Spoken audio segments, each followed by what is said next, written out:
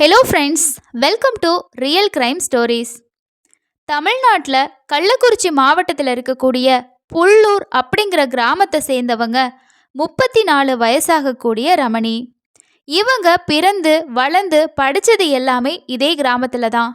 இவங்களோட காலேஜை முடித்ததுக்கப்புறமா பேங்க்கில் ஒரு பெரிய ஆஃபீஸர் ஆகணும் அப்படின்ற ஒரு ஆம்பிஷனில் பேங்கிங் எக்ஸாமுக்காக ப்ரிப்பேர் ஆகிட்டு இருந்திருக்காங்க. சின்ன வயசுலேருந்தே ரமணி படிப்பில் ரொம்பவே ஆர்வமாக இருந்திருக்காங்க. இதனால இவங்களோட பேரண்ட்ஸும் இவங்க என்ன விருப்பப்படுறாங்களோ, எந்த துறையில் சாதிக்க விரும்புகிறாங்களோ அதே துறையில் இவங்கள படிக்க வச்சுருக்காங்க. அதே மாதிரி ரமணி ஆசைப்பட்ட மாதிரி அவங்களுக்கு கடலூர் மாவட்டத்தில் இருக்க விருதாச்சலத்தில் உள்ள நேஷனலைஸ் பேங்க்கில் இன்சூரன்ஸ் டிபார்ட்மெண்ட்லேயும் வேலை கிடைக்குது. என்னோட மக ஆசைப்பட்ட மாதிரியே ஒரு பேங்க்ல ஒரு நல்ல போஸ்டிங்கில் வேலை கிடைச்சதுக்கு அப்புறமா கவர்மெண்ட் வேலை இருக்கு, இனிமே இவங்கள நல்ல இடத்துல ஒரு வரனை பார்த்து கல்யாணம் பண்ணி வச்சிடலாம் அப்படின்னு நினச்சி ரமணியோட அம்மாவும் அப்பாவும் அவங்களுக்கு தெரிஞ்சவங்க சொந்தக்காரங்க மூலமாக ரமணிக்கு வரன் பார்க்க ஆரம்பிச்சிருக்காங்க. தெரிஞ்சவங்க மூலமாக கோயம்புத்தூரை சேர்ந்த நகை செய்யக்கூடிய ஒரு தொழிலாளியான குமார் அப்படிங்கிற பையனோட வரன் கிடைக்குது. அந்த வரனை பார்த்த ரமணியோட அம்மா அப்பாவுக்கு ரமணிக்கு இந்த வரன் ரொம்பவே பொருத்தமாக இருக்கும் அப்படின்னு நினச்சி கல்யாணத்தை ஃபிக்ஸ் பண்ணுறாங்க. கல்யாணத்துக்கு அப்புறமா ரமணி தன்னோட கணவர் கூட ரொம்பவே சந்தோஷமாக அவங்களோட வாழ்க்கையை தொடங்குறாங்க. ஆனாலும் ரமணிக்கு தன்னோட கணவரோட தொழில் பிடிக்கவே இல்லை.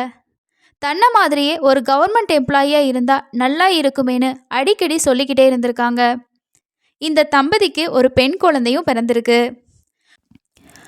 ஆரம்பத்திலருந்தே ரமணிக்கு அவங்களோட கணவர் கூட சேர்ந்து வாழ்கிறதுல இன்ட்ரெஸ்டே இல்லாமல் தான் இருந்திருக்கு. இதனால் அடிக்கடி எதையாவது ஒரு விஷயத்த சொல்லி சண்டை போட்டுக்கிட்டு தன்னோட அம்மா வீட்டுக்கு தங்கவும் ஆரம்பிச்சிருக்காங்க. அதுக்கப்புறமா குமார் அவங்கள சமாதானப்படுத்தி கூட்டிகிட்டு போயிருந்திருக்காரு. ஸோ இதுவே வழக்கமாக இருந்தனால ஒரு கட்டத்தில் குமார் என்ன சொல்கிறார் அப்படின்னா, என்னோட உனக்கு சேர்ந்து வாழ பிடிக்கல அப்படின்னா நம்ம விவாகரத்து வாங்கி பிரிஞ்சிடலாம் அப்படின்னு கோர்ட்டில் கேஸ் ஃபைல் பண்ணியிருக்காங்க. 2 பேருக்குமே மியூச்சுவலாக டிவோர்ஸும் கிடச்சிருக்கு. அதுக்கப்புறம் தனித்தனியாக வாழ ஆரம்பிச்சிருக்காங்க. குழந்தையும் திரும்ப அவங்க அம்மாவோட ஊரான புல்லூருக்கே அவங்க அம்மா வீட்டில் தங்க ஆரம்பிச்சிருக்காங்க. இப்போது ரமணிக்கு உளுந்தூர்பேட்டை பிரான்ச்சுக்கு ட்ரான்ஸ்ஃபர் கிடச்சிருக்கு. வேலைக்கு அடிக்கடி ஆட்டோவில் போகவும் ஆரம்பிச்சிருக்காங்க ரமணி. குறிப்பாக உளுந்தூர்பேட்டை தாலுக்கா பாண்டூர் கிராமத்தை சேர்ந்த அசோக் அப்படிங்கிற நபரோட ஆட்டோவில் தான் டெய்லியும் ட்ராவல் பண்ணியிருக்காங்க ரமணி. டெய்லி காலையிலையும் சாயந்தரமும் அசோக்கோட ஆட்டோவில் தான் போயிருக்காங்க. அப்போ தான் அவர் கூட நெருக்கமாகவும் பழக ஆரம்பிச்சிருக்காங்க. அசோக்கு கல்யாணம் ஆகலை, அதனால ரமணி மேலே அவருக்கு காதல் வந்திருக்கு. ரமணி தன்னை பற்றின எல்லா விஷயத்தையுமே அசோக்கிட்ட ஒன்று விடாமல் ஷேர் பண்ணியிருக்காங்க. 2 பேருக்கும் ஒருத்தர் பிடிச்சு போனனால கல்யாணம் பண்ணிக்கலாம் அப்படின்னு சொல்லி முடிவெடுத்திருக்காங்க. ரமணி அவங்களோட அம்மா கிட்ட அசோக் பற்றி எல்லா விஷயத்தையும் சொல்லி சிம்பிளாக ரெஜிஸ்டர் மேரேஜும் பண்ணிக்கிட்டாங்க. இவங்களோட கல்யாணத்துக்கு அப்புறமா அசோக், ரமணி, குழந்தை 3 பேரும் ஒரு வீட்டில் வாழவும் ஆரம்பிக்கிறாங்க.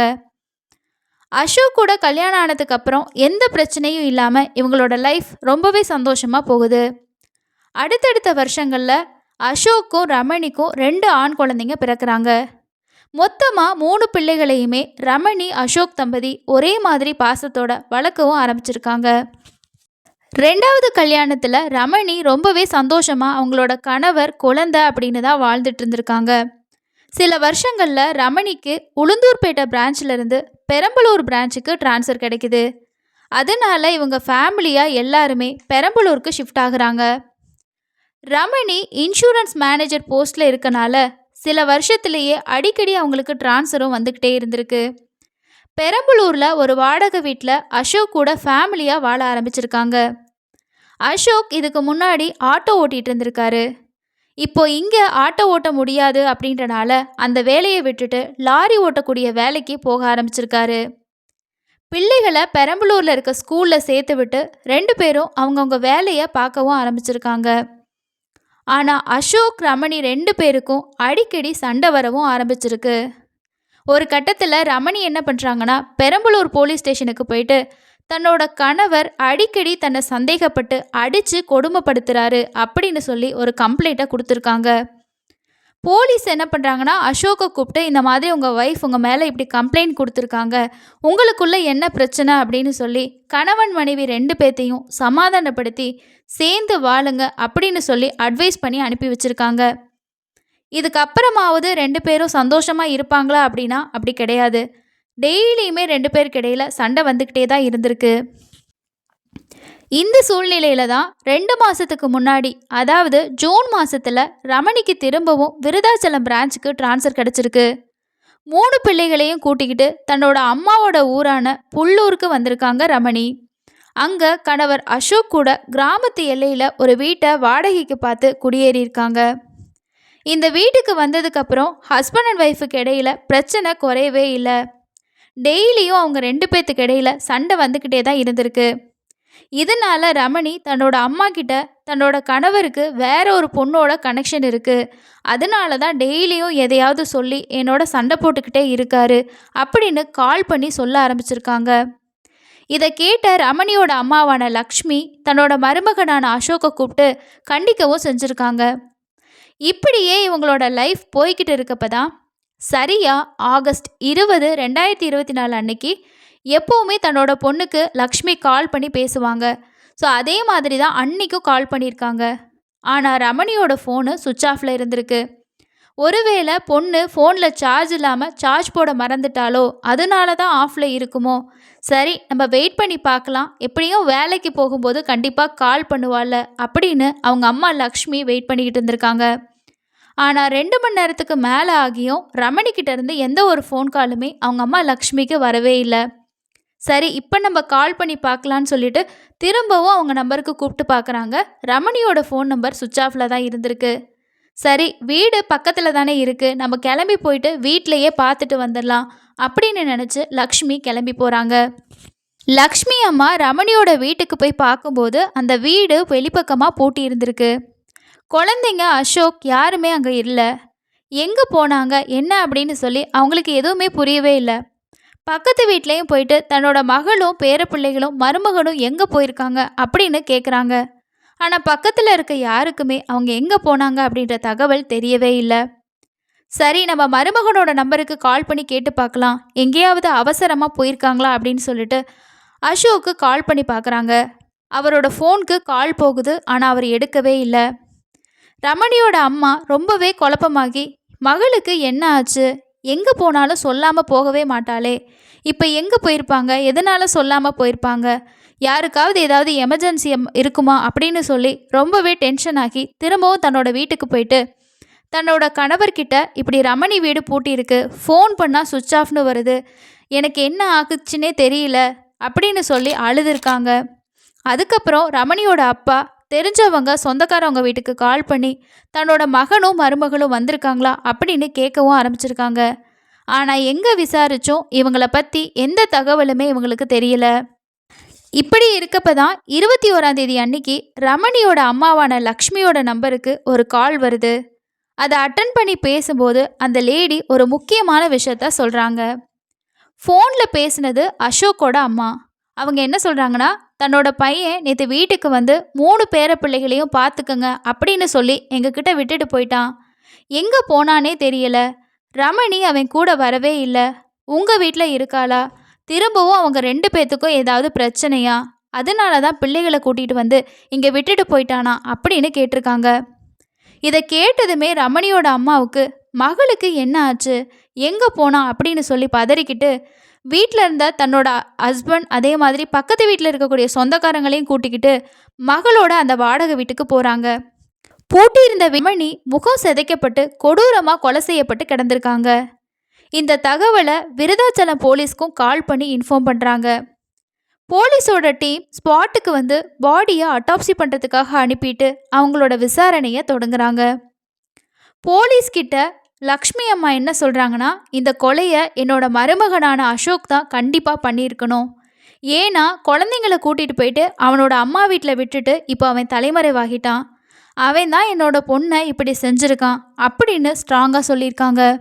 அசோக் தலைமறைவாக இருக்கிறனால கண்டிப்பாக இந்த ரமணியோட கொலையில் அவருக்கு சம்மந்தம் இருக்கும் அப்படின்னு போலீஸ் முடிவு பண்ணுறாங்க.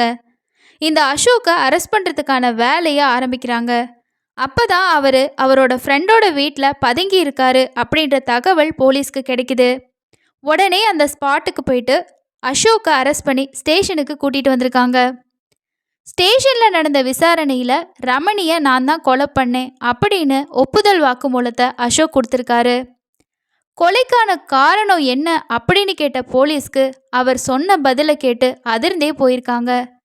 இந்த லேடிக்கு இத்தனை பேரோட இல்லீகல் ரிலேஷன்ஷிப் இருக்கா அப்படின்னு யோசிக்கிற அளவுக்கு இருந்திருக்கு. அசோக்கோட வாக்குமூலத்தில் அப்படி என்னதான் இருந்துச்சு?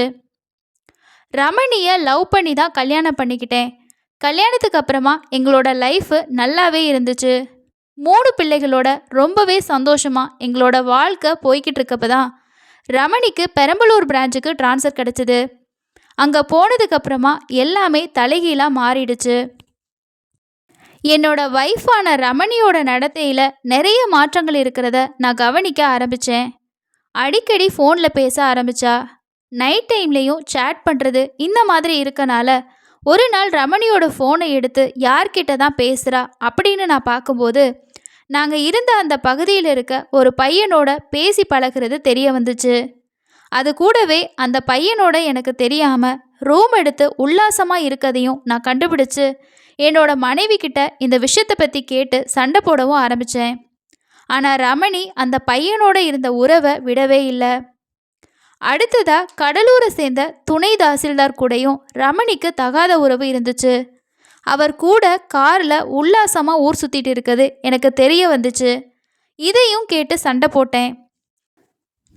நான் சொல்கிற எந்த விஷயத்தையுமே கேட்காம நான் சம்பாதிக்கிறேன், என்னோட இஷ்டத்துக்கு நான் எப்படி வேணாலும் இருப்பேன் அப்படின்னு ரமணி சொல்லிக்கிட்டு திமிரில் ஆடிட்டு இருந்தா.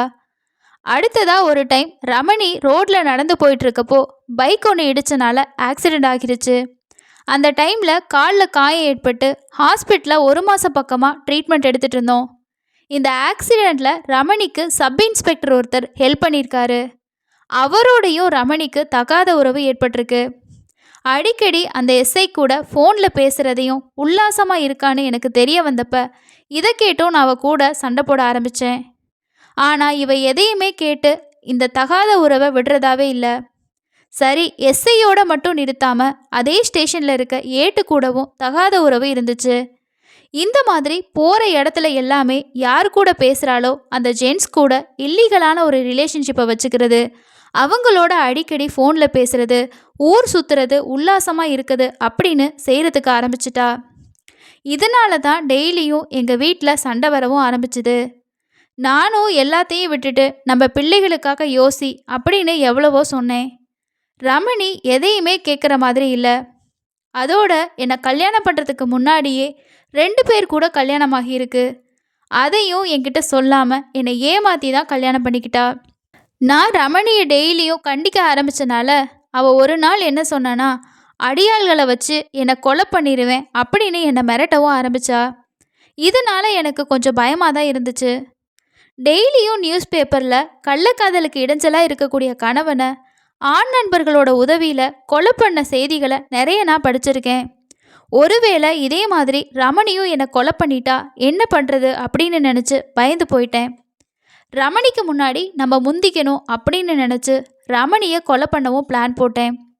சம்பவம் நடந்த அன்னைக்கு ரமணிக்கு பாலில் அதிக தூக்க மாத்திரையை கலந்து பாசமாக இருக்க மாதிரி பேசி குடிக்க வச்சுட்டேன். பாலை குடித்து கொஞ்ச நேரத்திலேயே ரமணி மயங்கி விழுந்துட்டா. உடனே ரமணியை பெட்ரூம்க்கு இழுத்துட்டு போய் போட்டு தலையணையை முகத்தில் வச்சு அழுத்தி கொலை பண்ணேன். என்னை ஏமாத்திட்டு மற்றவங்க கூட தகாத உறவில் இருந்த கோவத்தில் வீட்டில் இருந்த இரும்பு ராடை எடுத்துகிட்டு போயிட்டு ரமணியோட தலையில் நிறைய டைம் அடித்தேன். இதில் தான் ரமணியோட தலையிலேருந்து ரத்தம் வர ஆரம்பிச்சது. ரமணியை கொலை பண்ணதுக்கப்புறமா இந்த கொலையிலேருந்து தப்பிக்கணும் அப்படின்னு நினச்சி நம்ம தலைமறைவாகிட்டோம் அப்படின்னா போலீஸ் வேற யாரோ தான் வந்து கொலை பண்ணிட்டு போயிட்டாங்க அப்படின்னு கேஸை மாற்றிடுவாங்க. அதனால என்னோட பசங்க 3 பேர்த்தையும் கூட்டிகிட்டு போயிட்டு அம்மா வீட்டில் விட்டுட்டு நம்ம எஸ்கேப் ஆகிடலாம் அப்படின்னு பிளான் போட்டேன். அதே மாதிரி பக்கத்து ரூமில் தூங்கிட்டு இருந்த 3 பசங்களையும் எழுப்பி அம்மாவோட வீட்டுக்கு போகலாம் அப்படின்னு கூட்டிகிட்டு போனேன். போகும்போது வீட்டில் இருந்து ரமணியோட 25 சவரன் நகை, சொத்து பத்திரங்கள் சிலதையும் பணத்தையும் எடுத்துக்கிட்டு நேராக என்னோட அம்மா வீட்டுக்கு போனேன். அம்மா கிட்ட வேலை விஷயமா நான் வெளியூர் போகிறேன், 3 பிள்ளைகளையும் பார்த்துக்கோங்க அப்படின்னு சொல்லிட்டு அங்கேருந்து கிளம்பி வேப்பூருக்கு போயிட்டு என்னோட ஃப்ரெண்டோட வீட்டில் பதுங்கியிருந்தேன். இந்த விஷயம் தெரிஞ்சு போலீஸ் என்னை பிடிச்சிட்டாங்க அப்படின்னு சொல்லியிருக்காரு. குற்றவாளியே தன்னோட குற்றத்தை ஒத்துக்கிட்டனால போலீஸ் இவரை கோர்ட்டில் ஆஜர் பண்ணி அதுக்கப்புறமா கடலூர் சிறையில் அடைக்கிறாங்க. இந்த கேஸ் இன்னமும் நடக்குது. ஒரு பேங்க் மேனேஜருக்கு இத்தனை பேரோட தகாத உறவு இருந்திருக்கா, அதுவும் எஸ்ஐ ஏட்டு கூடவும் தொடர்பா அப்படின்னு சொல்லி கள்ளக்குறிச்சி காவல்துறை வட்டாரமே அதிர்ந்து போயிருக்காங்க. இந்த விஷயம் தெரிஞ்சு அந்த எஸ்ஐயையும் சஸ்பெண்டும் பண்ணியிருக்காங்க. இந்த கேஸ் தமிழ்நாட்டையே பரபரப்பாக்கியிருக்கு. கொலை நடந்து 2 நாள்லையே இந்த கேஸை போலீஸ் சால்வ் பண்ணியிருக்காங்க.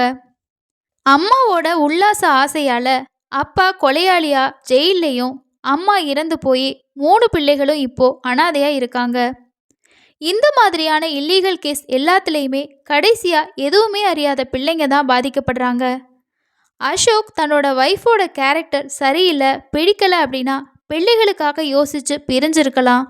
ஒருவேளை இந்த கிரைம் நடக்காமல் இருந்திருக்கும். காமம் அப்படிங்கிற ஒரு விஷயத்தை மட்டுமே பார்த்து தவறு செய்யக்கூடிய யாருமே திருந்தி வாழ்ந்ததா சரித்திரமே இல்லை. இந்த கேஸ் பற்றி நீங்கள் என்ன நினைக்கிறீங்க அப்படின்னு சொல்லி கீழே இருக்க கமெண்ட் செக்ஷனில் ஷேர் பண்ணுங்கள். இது போன்ற கிரைம் சம்பவங்களை விரிவாக தெரிஞ்சுக்கணும் அப்படின்னு நினச்சிங்கன்னா நம்ம சேனலை சப்ஸ்கிரைப் பண்ணிக்கோங்க. அடுத்த இன்னொரு பதிவில் சந்திக்கலாம். நன்றி.